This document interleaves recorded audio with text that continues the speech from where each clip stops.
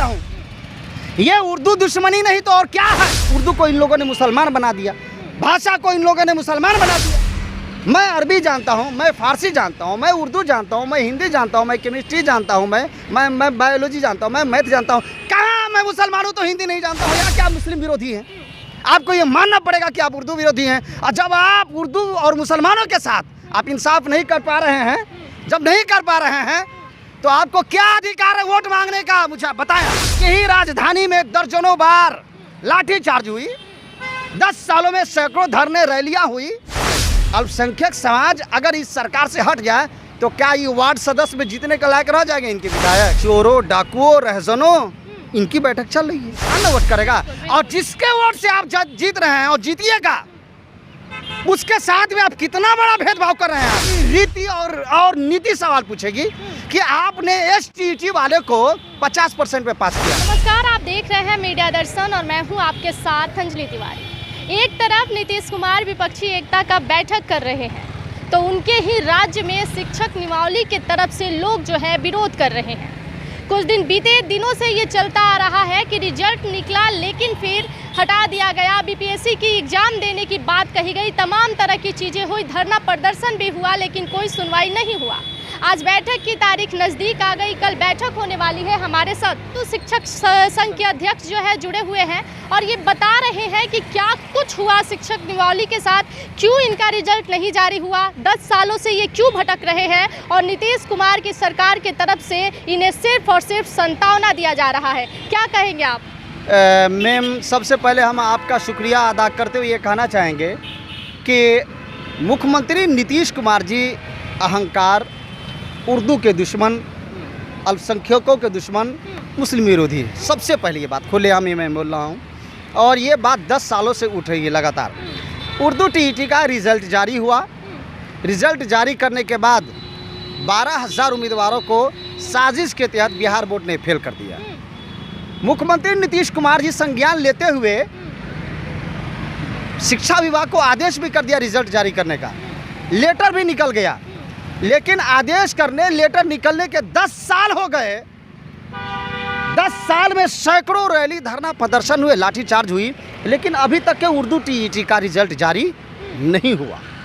अब मैं आपके माध्यम से सरकार से मैं सवाल पूछना चाहता हूं कि BPSC का आप एग्ज़ाम लेने जा रहे हैं तो सारे सब्जेक्ट के उम्मीदवार इस BPSC में बैठे हैं, उर्दू TET वाले कहाँ गए? और ये मैं नहीं, बिहार का शिक्षा, बिहार का अल्पसंख्यक समाज और अभ्यर्थी पूछ रहे सवाल आपसे, क्योंकि आपके जितने भी विभाग के अधिकारी हैं वो सब कह रहे हैं कि मुख्यमंत्री नीतीश कुमार जब तक के बोलेंगे नहीं, क्योंकि उन्होंने ही रुकवाया है। अच्छा, एक बात बताइए, नीतीश कुमार तो कहते हैं कि हम अल्पसंख्यक के सपोर्ट में हैं। जी, आप कह रहे हैं कि विरोध में हैं, हमारे लिए कुछ नहीं कर रहे। जी।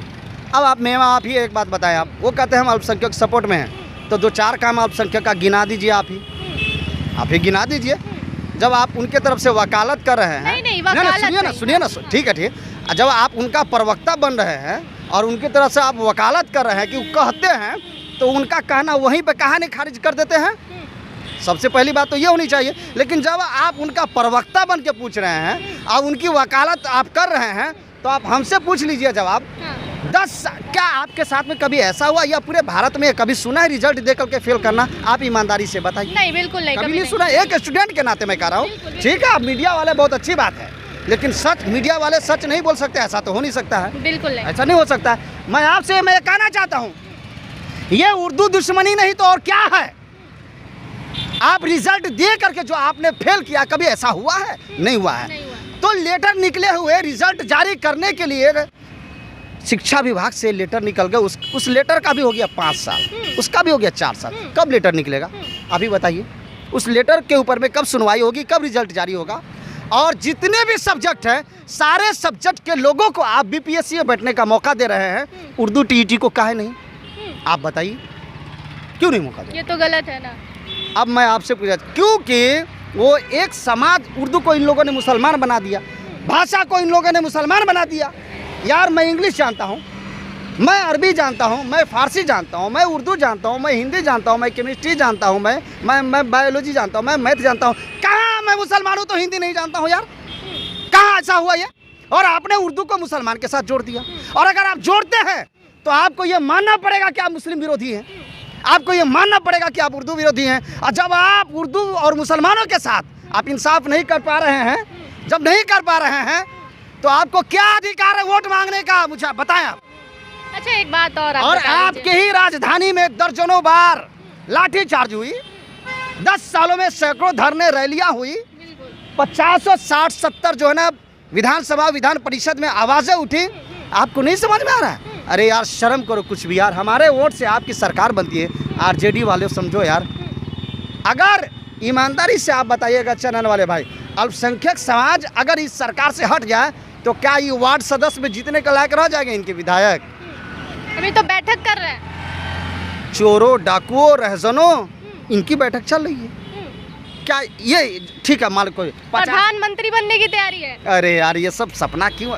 हम कह रहे हैं आप ठीक है, आप वकालत कीजिए उनकी, आप उनका प्रवक्ता बन जाइए, बहुत बड़ी टीवी मिल जाएगी, आपके साथ में भी 5 को गाड़ी गुनेगी। लेकिन प्रधानमंत्री काहे ला सब अफवाह में आप लोग जाते हैं? अच्छा तेजस्वी जो नौकरी का, ये सुनिए बात कर रहे हैं ना, किसके वोट पे बात कर रहे हैं? ये पेड़ का वोट करेगा? नहीं। ये गाड़ी का वोट करेगी? नहीं। इंसान ना वोट करेगा। और जिसके वोट से आप जीत रहे हैं और जीतिएगा, उसके साथ में आप कितना बड़ा भेदभाव कर रहे हैं। आप एक स्टूडेंट के साथ बिहार का शिक्षा आपसे सवाल पूछेगा, बिहार की रीति और नीति सवाल पूछेगी कि आपने STET वाले को 50% पे पास किया है और उर्दू TET से उर्दू से कितनी नफरत कि आपने 60% पे पास किया है। अब बताइए, अब आप वकालत कीजिए। अच्छा 1 मिनट एक और बात बताइए। नहीं इस पे आप वकालत कीजिए कि 60 है 50 कैसे हुआ? तो तेजस्वी यादव जो नौकरी का ऐलान किए हैं, क्या लग रहा है मिलेगा? आपको मिल गई? आप भी तो स्टूडेंट से अभी बेरोजगार है तो माइक लेकर घूम रहे हैं, आपको मिल गई? हमको तो नहीं मिली, आप बताइए। तब जब आप जानिए रहे हैं कि जब आपको नहीं मिली तो क्या हमको मिल गई?